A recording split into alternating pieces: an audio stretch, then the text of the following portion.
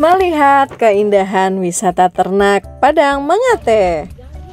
Hai, ketemu lagi di keluarga Anwi Petualang. Seperti biasa, langkah kami dan petualangan kami akan ajak kamu semuanya untuk mengeksplor tempat-tempat wisata yang telah kami kunjungi.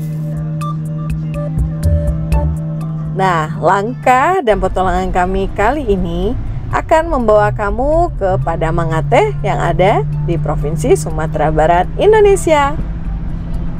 Padang Mangate adalah sebuah daerah peternakan yang terletak di Mungo, Luak, Kabupaten 50 Kota, Provinsi Sumatera Barat, Indonesia. Hai, ketemu lagi di keluarga Anwi Petualang. Kali ini kita berada di mana, Ta? Di Padang Mangate, Provinsi Sumatera Barat, Indonesia. Daerah ini menjadi terkenal lantaran pemandangan padang rumput seperti yang ada di Selandia Baru.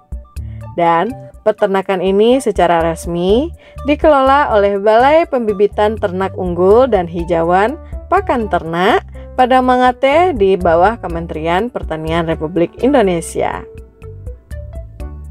Udara di Padang Mangate sangat sejuk ya, karena tempat ini terletak di sudut kaki Pegunungan Sago dan berada di ketinggian 700 sampai 900 meter di atas permukaan laut.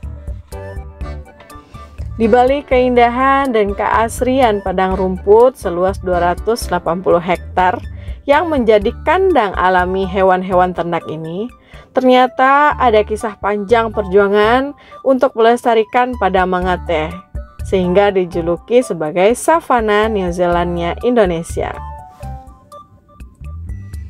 Padang Mangate termasuk salah satu padang rumput tertua dan terluas di Indonesia. Bahkan, pemerintah Sumatera Barat pernah mengatakan bahwa Padang Mangate termasuk warisan terbesar pemerintah kolonial Belanda. Pada perjalanannya, ternyata Padang Mangate melewati jalan kisah yang tidak mulus ya guys.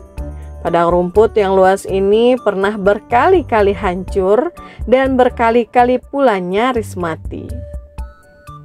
Usianya diketahui sudah lebih dari 1 abad loh. Kala itu pemerintah kolonial Belanda yang memulai untuk membangun balai pembibitan ternak di tempat ini.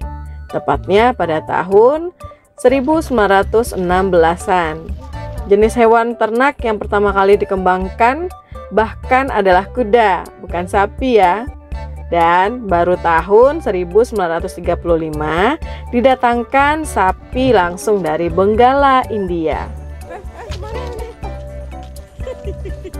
Pada fase awal kemerdekaan antara tahun 1945 sampai 1949, pengelolaan pengembang biakan hewan ternak di Padang Mangate sempat terhenti karena Belanda yang sudah pergi dari Indonesia, dan kondisi negeri ini saat itu juga belum efektif dan sedang berbenah ya pasca kemerdekaan.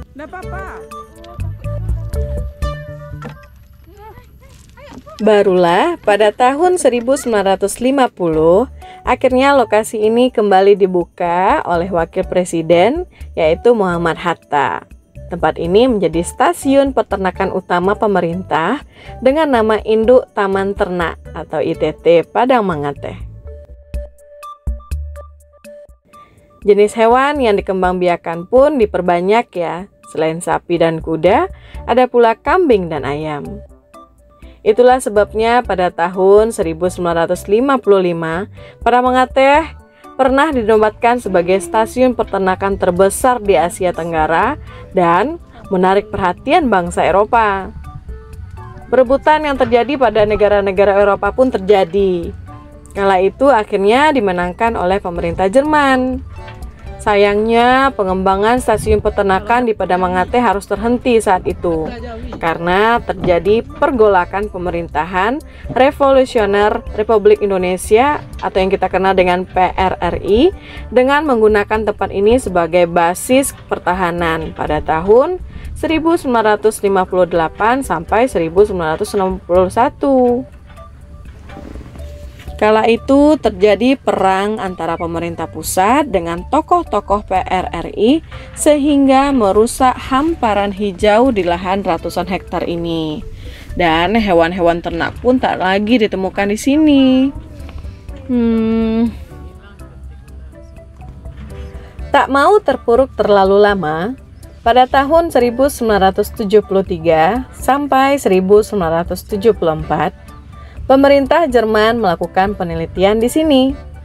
Hingga akhirnya sampai pada tahun 1978, terbentuklah sebuah kesepakatan untuk kerjasama pembangunan stasiun peternakan antara pemerintah Indonesia dan Jerman yang membentuk proyek ADP atau dikenal dengan Agriculture Development Project.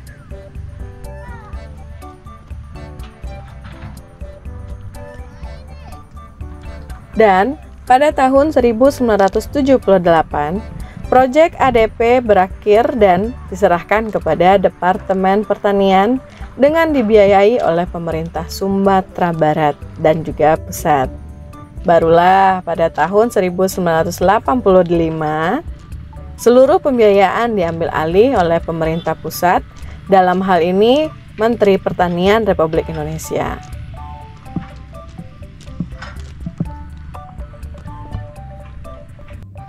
Hingga kini, Padang Mengate akan tetap dilestarikan. Wow, memang penuh perjuangan ya.